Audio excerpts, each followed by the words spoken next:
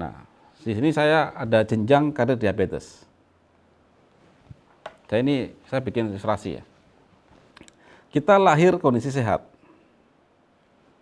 Pada saat sehat itu badannya fit, triglyceridnya normal, asam urat normal, kolesterol normal, makan banyak oke, gula darah pun normal.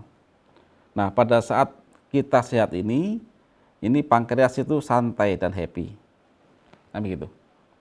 Kemudian hidup berlanjut, Bapak Ibu. Hidup berlanjut. Masuklah ke pre-diabetes.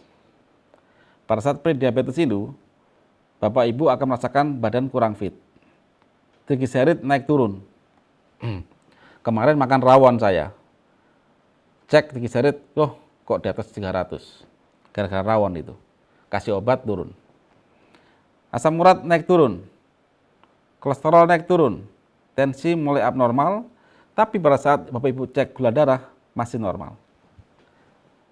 Tapi jika Bapak cek kadar insulin, dia sangat tinggi. Nah, jadi itu ya. Nah, pada saat ini pankreas itu lembur, nggak digaji Bapak Ibu. Tahulah pada waktu sehat ini Bapak usia mungkin lahir sampai usia 29 tahun. Usia 30 tahun, nah mulai ini, pegel linu, nggak fit, dan selanjutnya. Kemudian usia 40 tahun, nah ini, terjadi diabetes tipe 2. Pada kondisi ini, ya, badan kurus. Pada usia 40 tahun, ya, badan kurus. Triglycerid, asam urat, kolesterol itu janjian naik semuanya. Kemudian tensinya pun tinggi, gula darah pun tinggi. Hidup sebab bingung, maka Bapak Ibu akan berobat. Nah, pada saat diabetes tipe 2, itu pankreas sudah masa pensiun dini. Kalau waktu pre-diabetes itu pankreas lembur nggak digaji, kalau sudah diabetes tipe 2, maka pankreas pensiun dini. Kita lanjutkan sekarang. Hidup berlanjut. Bapak Ibu akan masuk ke dunia pengobatan. Di awal, Ibu akan mendapatkan obat-obatan simptomatik. Macam glibenclamid dan sebagainya, metformin dan sebagainya. Intinya apa? Pankreas itu dipaksa. Liver dihambat. Triglycerid, asam urat, kolesterol tinggi, dikasih obat simptomatik juga, obat-obatan penurun triglycerid dan sebagainya. Kemudian diminta diet karbohidrat dan lain-lain. Hidup mulai sulit, gula masih terkontrol. Nah, pada saat ini Bapak Ibu, pankreas kerja rodi. Kemudian hidup berlanjut. Ini Bapak Ibu berobat usia 40 tahun. Pakai obat ini. Kemudian anggap aja usia 50 tahun. Dengan segala macam diet, segala macam keterbatasan dan lain-lain, selamat datang ke diabetes tipe 1. Pada saat ini Bapak Ibu, karena pankreas itu kerja rodi, dipaksa kerja, maka pankreas itu akan makin mati dia nanti. Sampai someday, suatu saat, itu pankreas diberi obat pemaksa pankreas, itu tidak respon. Dikasih obat, tidak respon. Maka Bapak Ibu wajib suntik insulin di sini. Nah, pada saat diabetes tipe 1 ini, maka pasien wajib suntik insulin. Komplikasi triglycerid, kolesterol tertinggi, tensi tinggi, stroke menanti. Nah, disinilah kita harus berjuang bagaimana bisa sembuh secara serentak, Bapak Ibu. Nah, ini yang nggak pernah dijawab. Kenapa terjadi resistensi insulin? Kenapa triglycerid, kolesterol kok tinggi? Sebelum diabetes, kenapa mayoritas diawali permasalahan aliran darah seperti hipertensi, dan sebagainya? Kenapa pasien yang sudah diet mati-matian kok makin hari makin turun kesehatannya? Fakta ini kan Bapak Ibu ya. Berobat kemanapun Bapak Ibu, dengan cara-cara simptomatik seperti tadi itu, maka Bapak Ibu tidak akan pernah mendapatkan kesembuhan.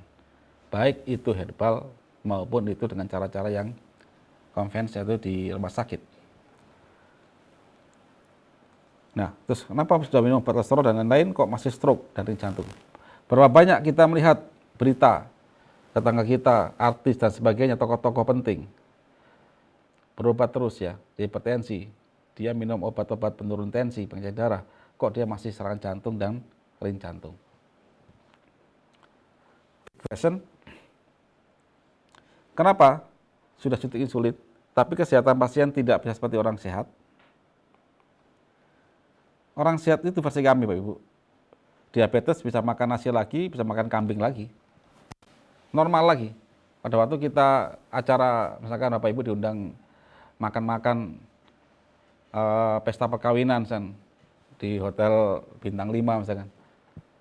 Kalau kita sakit diabetes dengan berbagai macam pantangan atau hipertensi ya, pasti ada kambing guling tanya ke istri, "Bu, gimana Bu? Enak nggak itu kambing gulingnya?" Gitu kan. Stop, nggak boleh makan. Nah itu. Padahal hidup ini Bapak Ibu, kenikmatan itu salah satunya adalah makan Bapak Ibu. Ya, tapi sayang, bagi mereka yang sudah terlanjur kena penyakit degeneratif, itu ada pembatasan menu makanan, dan yang salahkan mayoritas adalah makanan, gitu ya. Big question kedua, triglycerid, tensi tinggi, asam urat, ngantuan, makan banyak, pantangan, dan tubuh sakit semua. Kemudian masih terjadi luka yang sulit disembuhkan, ya. Jika diabetes itu, ini saya perjelas ya, jika diabetes itu hanya kurang insulin, maka pasien yang suntik insulin akan sehat seperti sebelum diabetes. Ini artinya, kalau kita saat ini fokus ke insulin, bahkan yang didengung-dengungkan di masyarakat, Anda diabetes itu karena pankreas mati, sehingga dia gagal membuat insulin, mestinya Bapak Ibu, orang yang suntik insulin sudah selesai masalahnya. Tidak ada masalah yang lain, sembuh mestinya dia. Nah, masalah dia insulin tiap hari, tapi dia sehat. Badannya gemuk lagi, lukanya itu cepat sembuh, normal lah itu loh. Tapi apa yang terjadi? Amatilah. Pasien diabetes yang sudah suntik insulin itu, jika dia sembuh, mestinya dosis insulin itu tidak pernah naik. Tapi apa yang terjadi di lapangan? Hari ini Bapak Ibu 10 unit per hari. Mungkin 2 bulan lagi 12 unit. Naik lagi mungkin 20 unit terus. Artinya apa? Terjadi resistensi insulin atau kebudekan insulin. Gitu ya.